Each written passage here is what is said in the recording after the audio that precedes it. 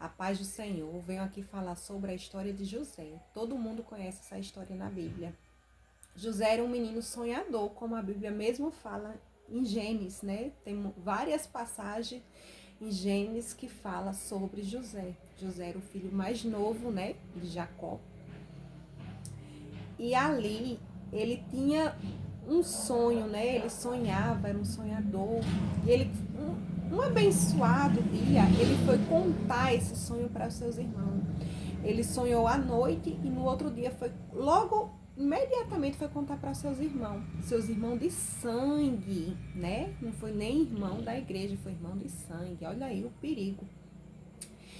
Que ele estava de frente para os seus irmãos estavam todos ajoelhados ao seu redor, à sua frente. Então, o que é que significa isso? José era um menino sonhador. Aí, o que é que fez? Por ele ser o filho mais amado, né? Foi contar, foi pastorear junto com os irmãos. E ele tinha uma túnica de várias cores. Qual é a sua túnica? Se sua túnica é de várias cores. Mas eu quero dizer que a túnica que me veste não veste você. A túnica que o meu pai me deu não serve em você. A túnica de várias cores. Então, assim, os irmãos de José invejaram ele, mataram um animal para dizer que era José.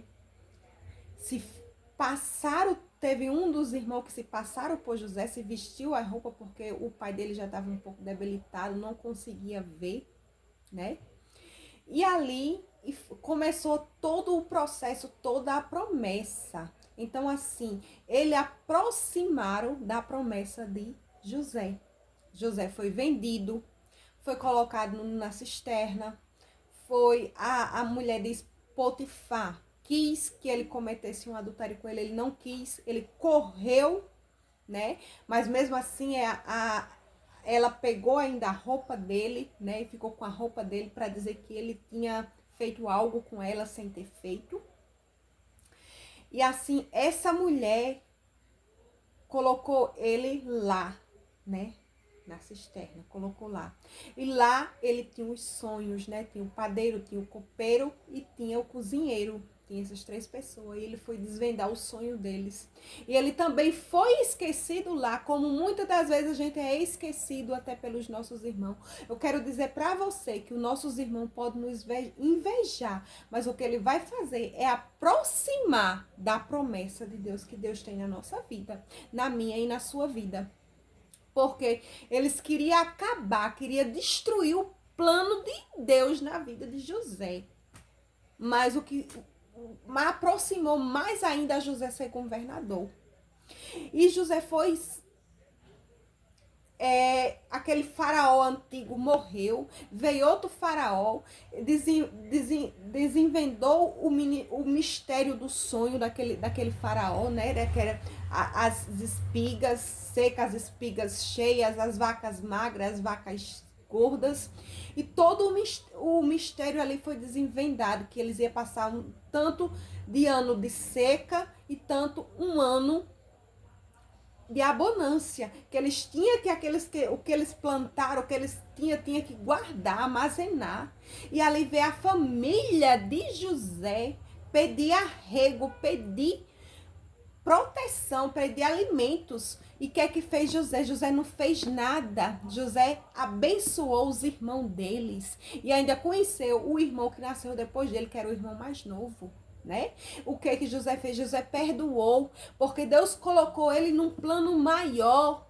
Ele poderia estar lá do lado do pai dele, vivendo as promessas com o pai dele, mas o que fez? Aproximar. Ele casou com uma das filhas de Faraó, né? Desse outro faraó que surgiu depois do outro. E assim ele foi abençoado, teve filhos, teve família, né? Então, José foi muito bem sucedido na vida, porque Deus tinha uma promessa, tinha um plano na vida dele. Os irmãos queriam matá-lo, queriam tirar ele do caminho, queriam aniquiná-lo, mas o que ele fez foi se aproximar. Eu quero dizer para mim e para você, que o que Deus tem para mim, o que tem para você, são as túnicas de várias cores, só vai servir para mim porque foi o meu Deus que deu e para você. Mas sendo assim, porque essa roupa aqui, por exemplo, é um M, né? Se for vestir uma pessoa mais magrinha um pouquinho, não cabe. Se for vestir uma pessoa mais gordinha, não cabe. Tem que ser uma pessoa com este corpo. Porque aquela roupa foi especificamente feita para aquela pessoa. Então, assim, não adianta a gente invejar os irmãos invejaram, tiveram ódio. Não adianta querer aniquilar as promessas que Deus tem na vida de cada um de nós. Então, assim, o que Deus tem para mim é diferente da tua promessa. Cada um de nós, Deus faz uma promessa diferente. Não adianta a gente querer viver o propósito do outro. A gente tem que viver o propósito de Deus. Por exemplo, se Deus te chama para cantar, é para cantar que você vai cantar. Se Deus te chama para pregar, é para pregar que você vai cantar. Se Deus te chama para visitar hospitais e orar pelos enfermos, é para os hospitais que você vai. Então, Deus tem um determinado lugar para cada pessoa. Há lugar para todo mundo, não tem disputa no reino de Deus, porque o reino de Deus é assim, todo mundo trabalha, tá entendendo? A gente trabalha para um patrão que não é patrão da terra, é patrão do céu, entendeu? Então, assim, o que Deus tem na minha vida, tem na sua, cada um é diferente, cada um vai viver propósito. As promessas podem ser um pouco parecidas, pode, lógico, mas é diferente para todo mundo, porque cada ser humano tem uma história diferente, porque cada um vem com um DNA diferente um do outro, porque a gente tem 10 dedos, né? Era os irmãos de José, né? Mas nenhum era parecido com José. José era sonhador, ele não deixou de acreditar nos sonhos dele. Então, não sei qual é o seu sonho. É de fazer uma faculdade, é de uma casa própria, é de um carro próprio, é uma vida ministerial, é uma vida espiritual? Não sei. Mas eu tô dizendo a você que Deus é um Deus que tudo pode, que é o dono do ouro e da prata, que pode dar para mim, pode dar para você. Basta a gente colocar a nossa casa em ordem, colocar o Deus no centro da vontade das nossas vidas. Porque tá aí. O sistema pode falhar, a religião pode falhar, o país pode entrar em crise, como já está.